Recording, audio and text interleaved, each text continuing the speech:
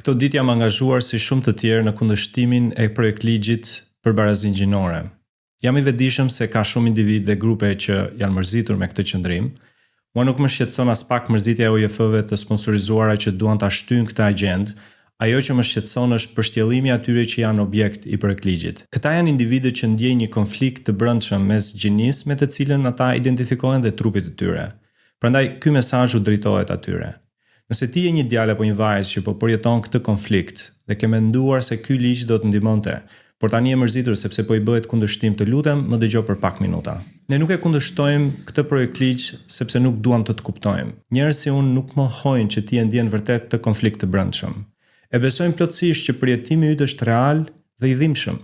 Por arsyeja pse e kundërshtojmë është sepse ajo që po ofrohet përmes projektligjit nuk është zgjidhja më e mirë për dhimbjen dhe konfuzionin që ti ndjen. Jo vetëm që ky ligj nuk është zgjidhja, por kam bindjen se ai legjitimon shkatrimin e identitetit tënd dhe hap rrugën e shkatrimit për shumë të tjerë që në të ardhmen mund të përballen me konfuzionet e ngjashme. Ne që quhemi konservator shpesh portretizohemi sikur jemi kundër lirisë, ndërsa ata që afirmojnë çdo ndjenjë paraqiten si të dhëmshur dhe përparimtar, por e vërteta është ndryshe. Ato shoqata dhe ata individ që quhen afirmues, shpesh mohojnë të vërtetën objektive, atë që në këtë rast është realiteti biologjik i njeriut. Pra, ata afirmojnë ndjenjen, por mohojnë realitetin. Unë dhe njerëz si unë besojmë diçka më themelore. Zoti nuk ka bërë asnjë gabim kur të ka krijuar. Ti nuk e lindur në trupin e gabuar. Zoti të ka krijuar në mënyrë të mrekullueshme, me dinjitet dhe me qëllim. Si krishter unë besoj se ekziston një përgjigje më e mirë për konfuzionin tënd. Kjo përgjigje është Ungjilli i Jezu Krishtit.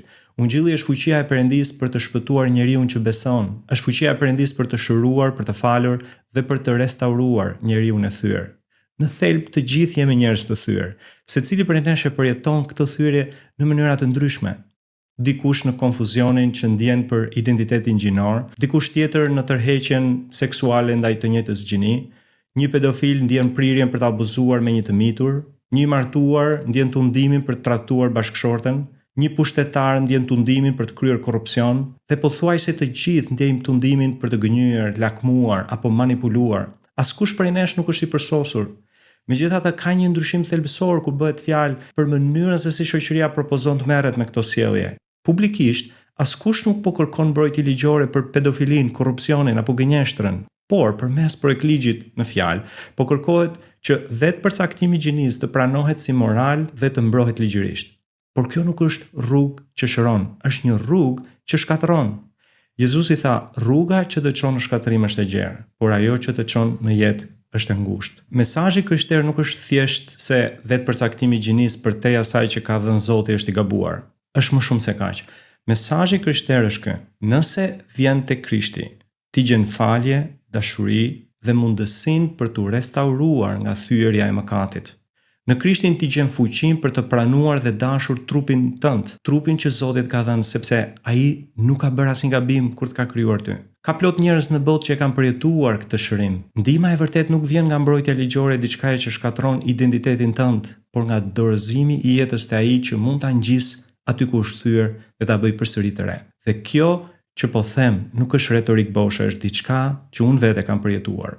Shumë njerëz kanë kaluar përmes plagëve, traumave dhe bërshllëqeve emocionale që i kanë çuar drejt ndjenjave të ngjashme si ato që ti po ndjen sot. Por ka shpresë, ka mundësi për shërim.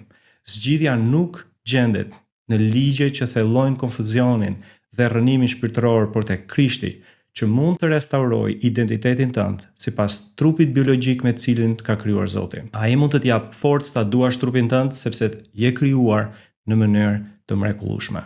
Nëse mendon se mund të jemi ndihmë për ty, mos hezito të na kontaktosh në Instagram në ifce.albania.